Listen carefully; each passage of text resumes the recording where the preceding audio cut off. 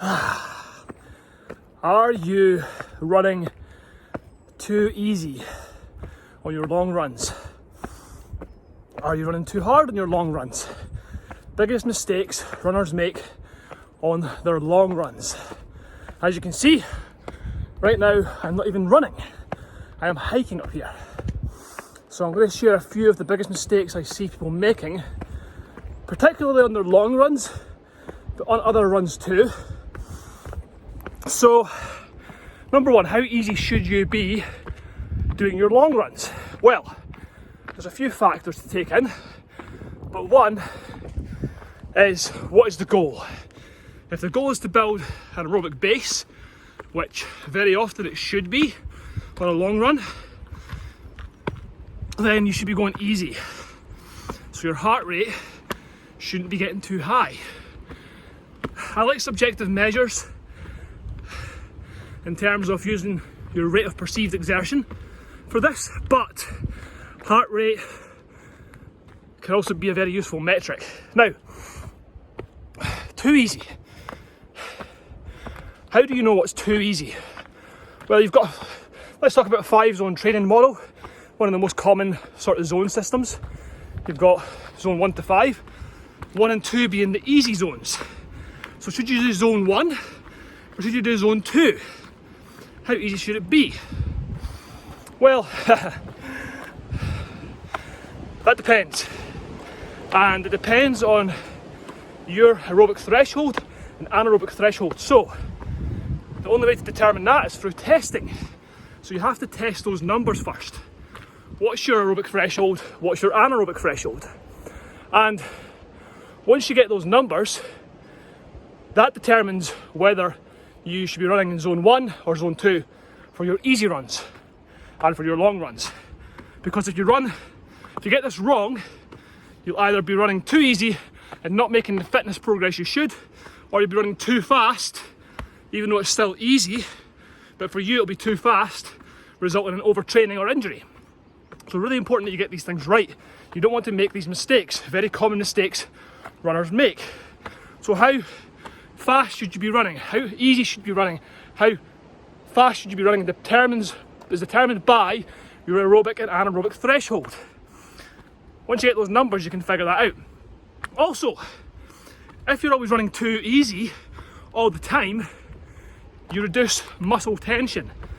That's not good because that creates sloppy running technique. So you need to ensure that you're doing some moderate to hard efforts in your training. Sometimes I'll program hill sprints.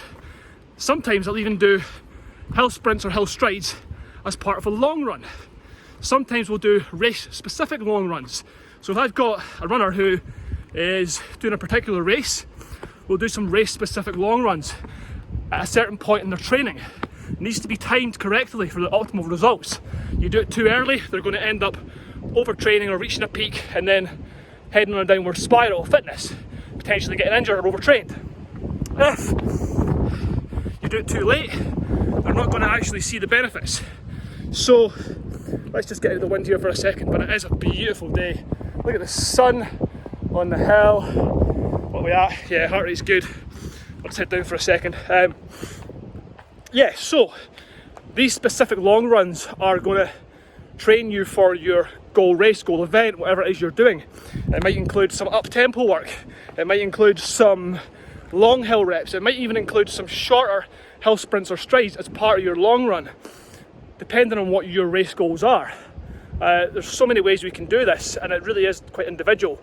So, really important that you make sure you get this right. You don't want to be running too easy all the time. You don't want to be running too hard. You need to determine what your current level is at for aerobic and anaerobic thresholds. So test those first, but then you know whether you should be doing zone 1 or zone 2 for your easy runs. Right, let's head on up, Archie. And the other thing, I'm hiking right now. Specific training is really important as well. So, here comes the wind. I'll wrap it up here. If your goal is to run on your races, you probably want to be doing more running. If you're doing mountain races, you probably want to be doing more hiking. Race-specific hiking, fast hiking perhaps. And also another mistake I see runners make, just collected some spring water from the spring here. By the way, best water you can get is from a spring. Find a good source and get your water from there. So a lot of runners make the mistake of not being specific enough with what they're wearing, what they're carrying on their long runs. So if you're planning on doing an ultra, for example, and you're going to be carrying a lot of food and a lot of water, be sure to do that on your long runs. All too often I see people going on their long runs with just like a little pack on and a banana, or sometimes nothing. Here comes the wind. And you're not being specific, so make sure you train specifically. Use the same shoes you're going to use. Use the same bag, the same gear. Practice taking your jacket on and off. Practice removing your hat and your gloves. All this stuff. Make sure it's working. Right, anyway, I'll wrap it up there. And most importantly of all, is enjoy yourself out there. Enjoy.